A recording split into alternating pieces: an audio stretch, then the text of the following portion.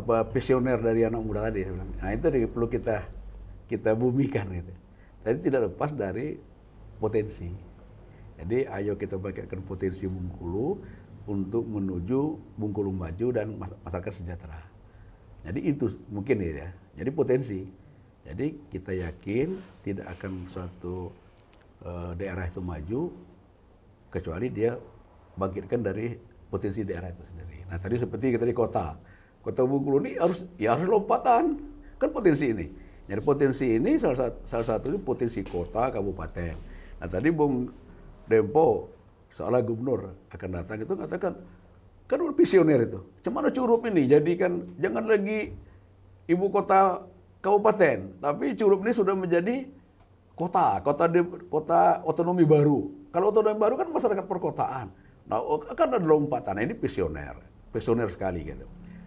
Nah, harus kita bumikan sebuah penguatan itu potensi. Jadi potensi ada kota baru, nah, kan gitu harus kita lompatkan. Nah, itu sudah menjadi. Jadi saya rasa udah fase dengan kebutuhan Bengkulu yang disampaikan oleh Bung Dempo, tinggal lagi secara konsepsional harus kita ini. Dan kita kembali lagi kepada suatu pesan ya, pesan keyakinan agama kita tidak akan berubah kan suatu kaum kecuali kaum itu sendiri yang berubah. Jadi tidak akan berubah Bengkulu ini akan maju kalau bukan potensi itu yang kita angkat, yang diceritakan oleh Bung Dempo tadi. Bengkulu ini indah sekali, Bengkulu ini sejarah sekali kota ya. Boleh dong kita memimpikan menjadi kota bertaraf internasional. Jadi bertaraf internasional tadi bersih. Semua bersih, tata kelola dengan bagus. Sudah itu kotanya maju. Pemudanya menjadi pemain, menjadi penentu peran. Kan gitu kan? Pemuda-pemudanya penggiat di semua lini. Nah ini harus kita rumuskan. Nah Bangken menangkap seperti itu. Jadi harus kita kerucutkan menjadi satu dan langkah-langkah.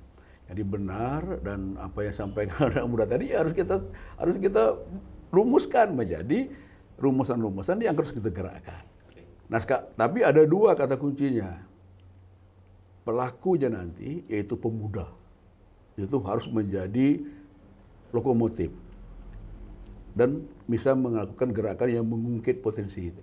Nah yang kedua, wanita, perempuan. Kenapa Bengkulu ini statistik masih tertinggal dan termiskin. Nah yang akan mengangkat supaya keluar dari termiskin dan tertinggal dua ini. Yaitu pemuda diberi peran, diberikan suatu ruang dan didukung dengan kebijakan-kebijakan. Salah nanti Bung Dempo dengan Bangken itu akan melakukan dukungan kepada pemuda full. Dan yang perempuan, karena yang miskin itu lebih tahu perempuan. Maka orang yang tahu harus kita dekati dengan program-program yang berkaitan dengan kaum ibu. Kalau bapak ya mohon maaf aja, dia walaupun miskin dia seakan-akan tidak miskin lagi. Karena masih merokok, masih ngopi, dan masih ini. Walaupun dalam hatinya tahu, tapi ibu tahu persis. Bangken tahu kalau apabila ibu-ibu itu kerutnya sini 3, berarti ada hal yang ada termasuk dalam kelompok yang masih berjuang. Tapi kalau dia sudah licin sini, apalagi sudah eksedo dan sebagainya, sudah apa? Dia sudah termasuk mapan menuju ke lebih bagus. Nah, kedua potensi ini yang ada di Bengkulu ini, yang sampaikan oleh Bung Dempo tadi, itu harus kita lakukan pendekatan-pendekatan dan kita turunkan menjadi rencana-rencana program yang harus kita lakukan. Nah, kita harapkan nanti Bengkulu tidak nomor 2 termiskin dan tertinggal lagi di Sumatera kan, nomor 7 di nasional. Tapi mungkin kita sudah masuk pada tataran yang menengah. Jadi kalau di Sumatera ini 10, ya kita udah nomor 7 teratas. Bukan nomor 7 di bawah kan, nomor 7 teratas. Jadi kita sudah masuk 3 besar, 4 besar. Jadi dan itu potensi itu ada. Dan itu bisa kita lakukan. Jadi saya rasa sangat pas yang disampaikan oleh Bung Dempo. Nah tinggal lagi kita menyusun visi misi dan rencana aksi.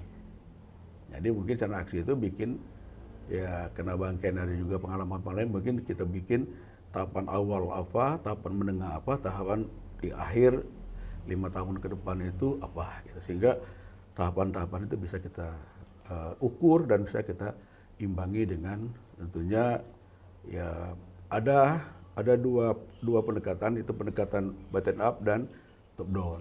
Jadi semuanya kita ini kan bisa jadi.